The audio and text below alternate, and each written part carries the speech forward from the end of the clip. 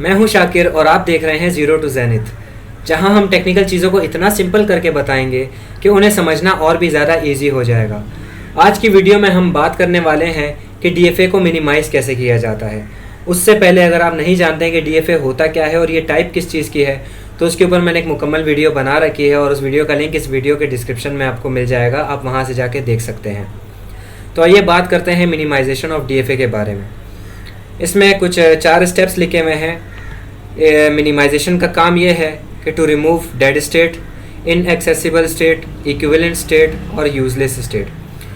Minimisation जो है ना, वो हम इसलिए यूज़ करते हैं क्योंकि वो डीएफए के अंदर जो डेड स्टेट्स होती हैं और इनएक्सेसिबल स्टेट्स ऐसी स्टेट जिनको हम एक्सेस नहीं कर सकते, इक्विवेलेंट स्टेट होती हैं जो डुप्लीकेशन हो जाए, जिसमें बार बार एक ही स्टेट आ रही हो, सेम स्टेट हो, वो स्टेट्स हो गई, या फिर यूजलेस स्टेट जिसका कोई काम नहीं होता। इन सब के सब स्टेट्स को ये रिमूव करने का काम करती हैं।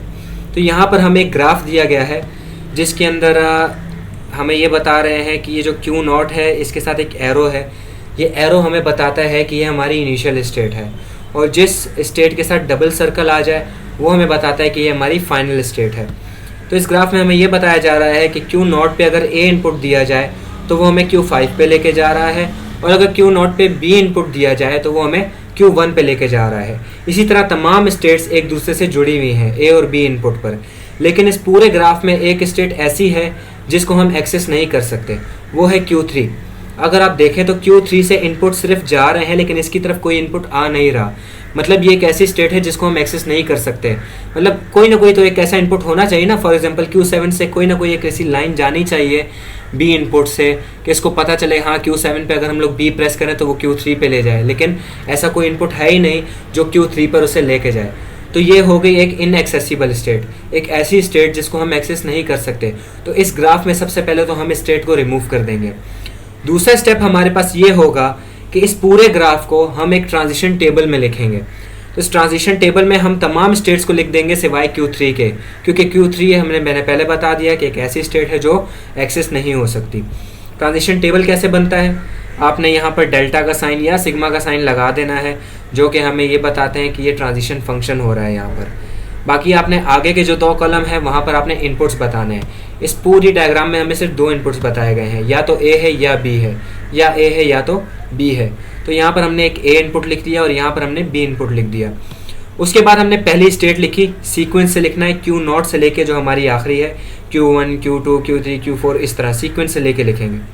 पहली स्टेट थी हमारे पास Q नॉट, वो हमने लिखी, और फिर हमने बताया कि Q नॉट के ऊपर अगर A इनपुट लगाया जाए, Q नॉट पे अगर A इनपुट लगाया जाए तो वो किस पे जा रहा है, Q5 पे जा रहा है। तो यहाँ हमने लिख दिया Q5। फिर हमने बताया Q नॉट पे अगर B इनपुट लगाया जाए तो वो कहाँ जाएगा, Q नॉट पे अगर B इनपुट लगाया जाए तो वो Q1 पे जा रहा है, तो हमने यहाँ पर लिख दिया।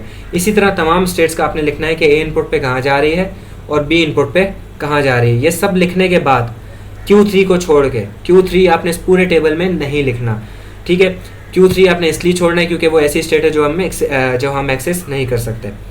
अच्छा, जब आप ये तमाम स्टेट्स लिख लेंगे तो उसके बाद आपने देखना है कि इसमें इनिशियल कौन सी है और फाइनल कौन सी है। आपने ग्राफ में देखा कि भाई इस स्टेट के साथ एरो लगा हुआ है, तो आपने यहाँ पर आके इसके साथ एक एरो लगा दिया और बता दिया कि ये हमारी इनिशियल स्टेट है। फिर आपने इस पूरे ग्राफ में देखा तो आपको पता चला ये स्टेट हमारी डबल सर्कल में है, मतलब ये हमारी फाइनल स्टेट है। तो आपने टेबल में आके ये Q2 के साथ आपने स्टेरिक का साइन लगा दिया। टेबल में हम जब भी बताते हैं कि फाइनल स्टेट कौन सी है तो उसके साथ स्टार का साइन लगता है, ठीक है। इसका आपका जो नेक्स्ट स्टेप होगा, स्टेप 3, वो ये होगा कि आपने इस पूरे टेबल में ये जो आपकी फाइनल स्टेट है Q2, ये आपने सेपरेट करके अलग से लिख देनी है।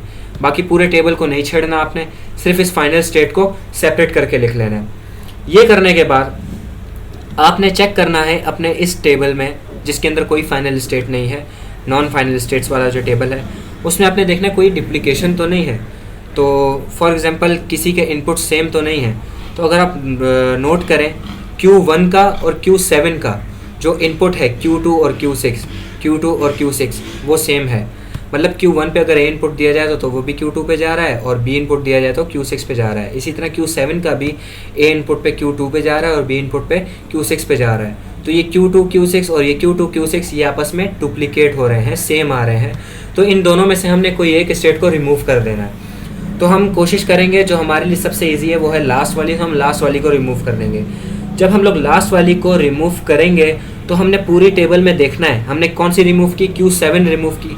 तो हम पूरी टेबल में देखेंगे कि हमारे पास कहीं पर Q7 पड़ा हुआ तो नहीं है। तो हमने देखा हमारे पास Q7 यहाँ आ रहा था, तो हमने Q7 को किसके साथ देखा था, किसके साथ डुप्लीकेशन हो रही थी, Q1 के साथ हो रही थी।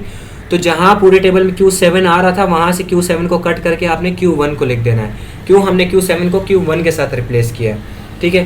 तो आपने Q7 को Q1 करके लिख देना है और नेक्स्ट टेबल आपके पास इस तरीके से कुछ बन जाएगा। फिर आपने दोबारा चेक करना है कि आपके पास डुप्लीकेशन तो नहीं आ रही।